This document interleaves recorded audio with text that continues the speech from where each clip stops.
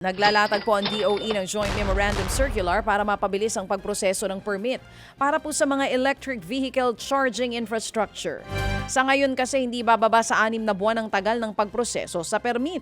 Umabot po sa 1,600 electric vehicle charging stations ang nailunsad na sa pagtatapos po yan ng Abril. Balak po ng gobyerno na umabot sa 7,000 ang EV charging stations sa bansa pagsapit po yan ng taong 2028.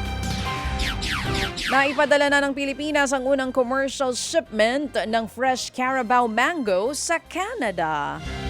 Nagdaos nga po ng send-off ceremony ang Department of Agriculture para opisyal na isama ang Canada sa listahan po ng mga bagong bansang makatatanggap ng manggang Pinoy. Parte daw po ito ng diskarte ng DA na palawakin ang export market para sa mga prutas ng Pilipinas, gaya po yan ng saging, buko, pinya at ngayon ang sikat na ube.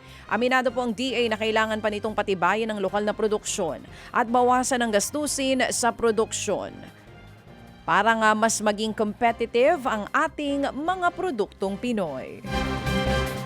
Kumpiyansa pa rin po ang DepDev na makakabangon ng Pilipinas sa huling 6 na buwan ng taon. Ayon po kay DepDev Undersecretary Rosemarie De Leon, malaking dagok sa ekonomiya ang pagsirit ng presyo ng produktong petrolyo, bunsod po yan ang sigalot sa Middle East. Pero patuloy naman po ang pag-abot ng tulong ng gobyerno sa mga apektadong sektor sa ilalim po yan ng Uplift Program. Umaasa po ang DepDev na makababawi ang gobyerno sa paggasta ng mga proyektong infrastruktura para mapasigla ang ekonomiya ng bansa. Naitala nga po sa 2.8% ang economic growth ng Pilipinas sa unang 3 buwan ng taon. Yan nga po ang pinakamabagal na paglago na naitala simula pa po noong pandemya.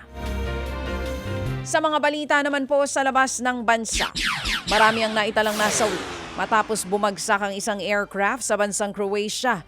Nangyari nga po yan sa bayan ng Medellin nitong Huwebes. Sa inisyal na impormasyon, 4 ang patay habang 2 iba pang nawawala. Patuloy naman po yung bineberipika ng Croatian authorities. Blanco naman po ang mga otoridad sa pinagmulan ng insidente. Sa Germany mga kapatid, sugatan po ang ilang staff matapos bumagsak ang bahagi ng paliparan sa Frankfurt. Pawang mga staff at crew ng isang aircraft ang sugatan sa insidente. Paalis na po sana ang isang jetliner nang mangyari yan. Patuloy namang inaalam ng German authorities ang naging sanhi ng aksi o ng insidente. 12 naman po ang patay matapos masunog ang isang care facility sa bansang Sri Lanka. Karamihan po sa mga nasawi ay mga matatanda. 8 sa iba pang biktima ang naitalang sugatan.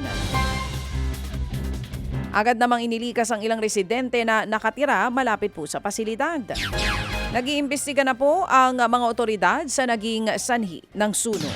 Mga kapatid, patuloy po kayong tumutok sa 105.9 True FM para sa totoong balita, impormasyon, music and entertainment. Mag-subscribe sa aming YouTube channel at podcast at sundan nyo kami sa Facebook, Instagram, X at TikTok sa True Network PH. Bisitahin din po ang aming official website, truefm.ph. At panoorin din kami sa True TV Signal, Channel 19. Kami po ang 105.9 True FM. Laging true sa'yo, kapatid.